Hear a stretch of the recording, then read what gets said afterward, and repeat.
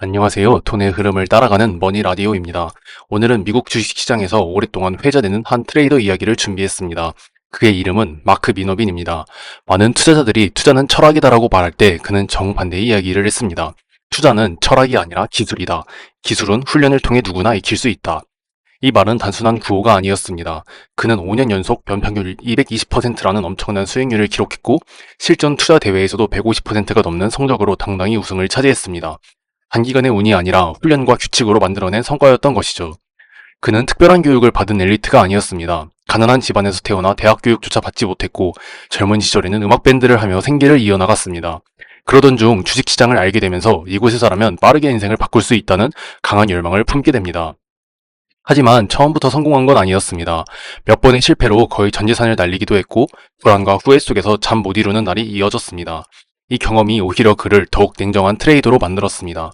그는 깨달았습니다. 감정대로 투자하면 반드시 잃는다. 오직 규칙과 통계로만 대응해야 한다. 많은 투자자들이 싸게 사서 비싸게 팔기를 꿈꿉니다. 하지만 미너비는 이렇게 말합니다. 나는 비싸게 사서 더 비싸게 판다. 즉, 이미 상승이 시작된 종목 그리고 앞으로 더 오를 가능성이 높은 종목만 고른다는 겁니다. 왜냐하면 주가가 오르는 데는 반드시 이유가 있기 때문입니다. 기업 실적이 폭발적으로 성장하거나 시장의 새로운 트렌드를 선도하거나 기관 자금이 대거 들어오는 상황이 대표적입니다. 그는 이런 조건을 갖춘 종목을 슈퍼 퍼포머라고 불렀습니다. 한번 움직이면 몇 배씩 오르는 주식이죠. 그가 찾는 기준은 어땠을까요? 크게 네 가지로 분류되었습니다.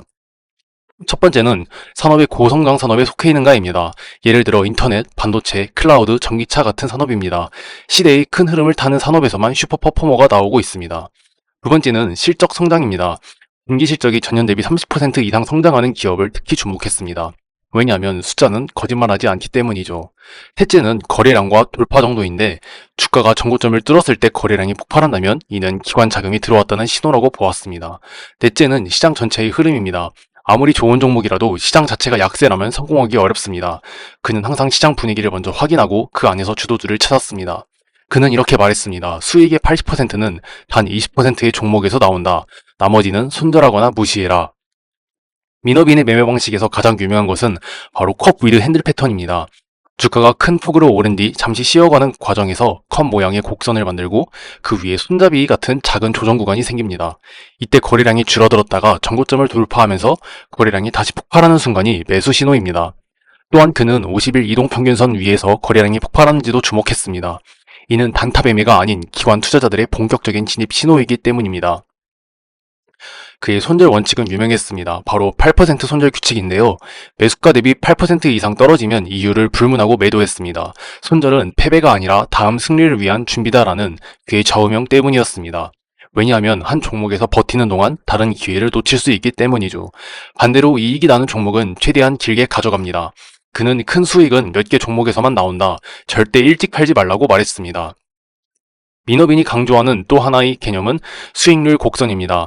내 계좌 자산이 시간이 지남에 따라 어떻게 움직이는지를 매일 그래프로 확인하는 것입니다. 곡선이 꾸준히 우상향한다면 현재 매매 방식을 유지하고 흔들리면 잠시 멈추고 원인을 분석합니다. 곡선이 급격히 꺾이면 주저하지 않고 손절하며 다시 전략을 정비합니다. 즉 종목이 아니라 계좌 전체의 흐름을 관리하는 것이 핵심입니다. 그는 하루 5시간 이상 차트를 복습하고 모든 매매 일지를 기록했습니다. 매수 이유, 매도 이유, 결과, 그리고 느낀 점까지 빠짐없이 남겼습니다. 이런 습관이 쌓이면서 감정 대신 규칙에 따라 매매하는 트레이더로 성장할 수 있었습니다. 여기서 배울 점은 분명합니다. 종목 선정보다 손실 관리가 먼저이며 매일 시장을 복귀하는 습관을 가져야 하고 시장보다 자기 자신을 먼저 관리해야 합니다. 그의 철학은 단순하면서도 강력했습니다. 주도주를 잡아라. 강한 흐름에 올라타고 그리고 손실은 짧게 끊어라. 이는 철학이라기보다는 규칙에 가까웠습니다. 왜냐하면 시장은 항상 변하기 때문에 유일한 해법은 꾸준한 관찰과 기록뿐이기 때문입니다. 그는 과거에 큰 손실을 겪고 나서 다짐했습니다. 다시는 감정으로 매매하지 않겠다. 그 이후로 그의 투자는 오직 통계와 규칙에 의존하게 되었습니다. 그는 스스로를 철학가가 아닌 기술자라고 불렀습니다. 미너빈의 방식은 단기 매매자뿐 아니라 장기 투자자에게도 교훈을 주었습니다. 결국 중요한 건 종목이 아니라 리스크 관리입니다. 시장을 앞서 읽고 위험을 먼저 줄이며 자신이 세운 규칙을 절대 어기지 않는 것.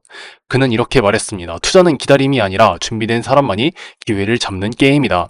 이것이 바로 마크 미너빈이 수십 년 동안 시장에서 생존하며 성과를 낸 비결입니다. 지금까지 머니라디오였습니다. 감사합니다.